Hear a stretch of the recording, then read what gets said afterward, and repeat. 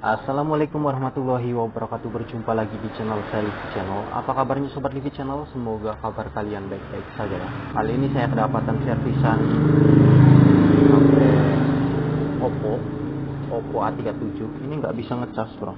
Setelah saya lihat di sini patah gitu dan karat.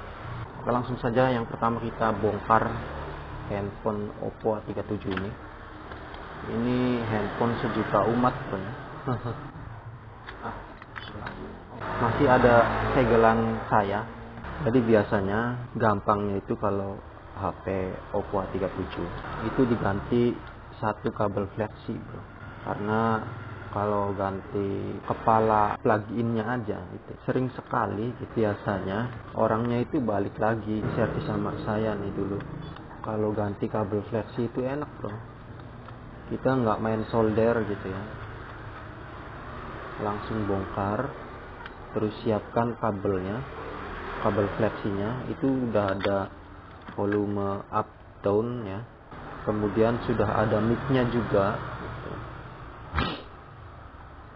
Kalau beli ya sekitar 25 ribuan gitu kalau untuk ke user gitu ya, sama jasanya itu beda lagi. Tapi ini harus bongkar semua bro, jadi enggak bongkar yang di bagian bawahnya aja gitu. Mesinnya harus dibongkar juga, soalnya konektornya itu ada di bawah gitu ya. Oke, kalau bautnya sudah terbuka gitu ya, kita bisa lepas. Ini karet, ini katanya kena air. Jadi dulu itu pernah terganti ya sama saya gitu ya kabel flexinya, cuman ini rusak lagi karena air. Oh, tetap harus menggunakan solder juga ternyata bro. Sorry bro ya, karena ini kan membutuhkan solder gitu ya. Dan sekarang kita siapkan flexi penggantinya. Ini baru ya. Nah seperti ini bro ya. Ini udah ada mic-nya. Tapi kok ini beda bro ya, mic-nya itu beda loh. Kalau yang ini besar gitu, kalau yang ini kecil ya. Padahal ini gantian juga bro, jadi bukan original. Kalau original biasanya banyak komponennya.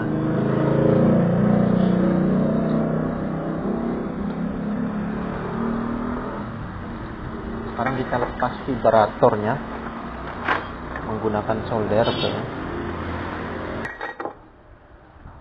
Udah ya, ini udah tak solder. Jadi rekomendasi saya kalau ganti plugin Oppo A37 itu sekalian sama flexinya bro, harganya murah gitu ya, kemudian ya rapih gitu karena buatan pabrik. Sekarang kita pasang lagi mesinnya. Jadi tukang servis itu resikonya besar bro. Kemarin saya nombok Oppo A92, nombok pro asli bro, 1 juta saya nombok. Jadi kasusnya itu dia layarnya itu kedip-kedip bro, kemudian udah diganti LCD-nya juga tetap aja kedip-kedip gitu. Sudah dipastikan dari koil gitu, sedangkan koilnya itu letaknya itu dekat sekali sama CPU eMMC gitu, CPU UFS itu jaraknya itu deket gitu, jadi otomatis harus membuka kaleng. Nah pas buka kalengnya itu bro kejadian. Karena kalau IC dilem itu haram hukumnya kalau kena panas. Jadi kalau IC dilem jangan dipanasin mesinnya. Kemudian nombok LCD juga ya sering nggak selalu mulus bro. Beda sama kita buat konten kan harus berhasil gitu, kalau nggak berhasil ya nggak diupload. Kalau saya terus terang aja bro, pembuat konten-konten itu saya yakin kalau gagal ya nggak bakal diupload ya. Kalau berhasil ya baru diupload gitu. Demi apapun itu, demi apapun.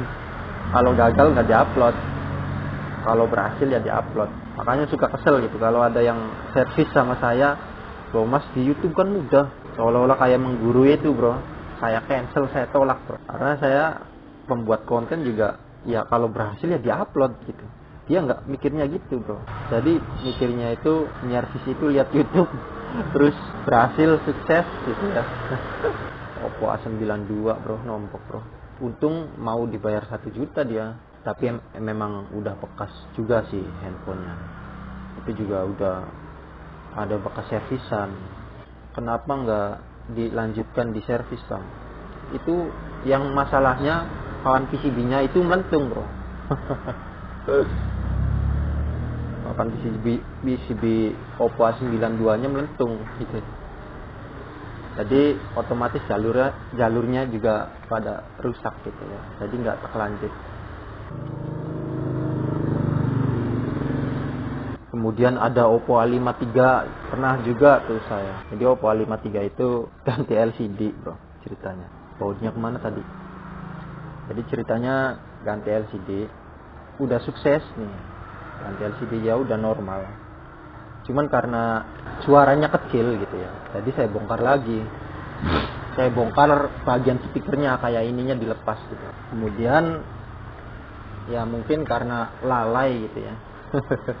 Speakernya belum dipasang tapi udah saya baut gitu. Oppo A53 kan bautnya panjang-panjang itu bro, jadi otomatis tembus sampai LCD gitu. Nombok lagi gitu ya, jadi suka nombok. Jadi nggak seperti yang dibayangkan, nggak seperti yang ditonton di video-video YouTube gitu. Saya juga kalau gagal ya nggak mungkin saya upload. Ngapain diupload orang gagal gitu ya? Mungkin kalau diupload ya tujuannya buat hiburan nanti. Nah ini kan bautnya kan kurang bro ya. Kalau ada di baut ya, kalau nggak ada jangan sampai pakai baut yang lebih panjang gitu. Kenapa? Karena bisa tembus ke LCD bro. iPhone itu terutama ya, iPhone itu sering sekali malah kalau iPhone. Jadi bautnya itu kepanjangan gitu. Kalau iPhone kan papan PCB-nya nggak bolong gitu. Jadi di atas PCB itu dikasih, di atas papan PCB itu dikasih lubang baut tapi nggak tembus gitu. Nggak tembus sampai kayak ini. Nih, kayak ini. Enggak. Jadi ya kalau salah baut nanti tembus sampai LCD, nanti nombok gitu. Usahakan kalau baut juga, kalau dirasa bautnya kepanjangan itu jangan kenceng-kenceng bro bautnya ya. Kita cari baut yang sesuai dulu kan. Resikonya besar kalau mau jadi tukang servis gitu ya. Mending si pemiliknya itu ngertiin gitu. Kadang-kadang ya nggak ngertiin ya kita juga yang diomel-omelin gitu ya. Sekarang udah selesai, langsung kita kasih segel aja. Ini segel saya baru bro, desainnya itu lebih keren gitu ya. Oke. Ini biarin aja, nanti juga nempel karena masih ada lem bawaan pabrik gitu. Baterainya habis. Sekarang kita mulai cas ya. Dijamin masuk ini. Lah, kok nggak masuk juga?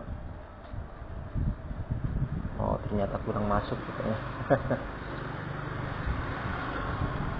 Jadi ini berhasil bro. Down bro ya. Ampernya juga masuk 1 ampere. Oke, mungkin sampai di sini saja perjumpaan kita kali ini. Mohon maaf apabila ada kata-kata yang salah dari saya. Jangan lupa like dan subscribe channel saya. Wassalamualaikum warahmatullahi wabarakatuh.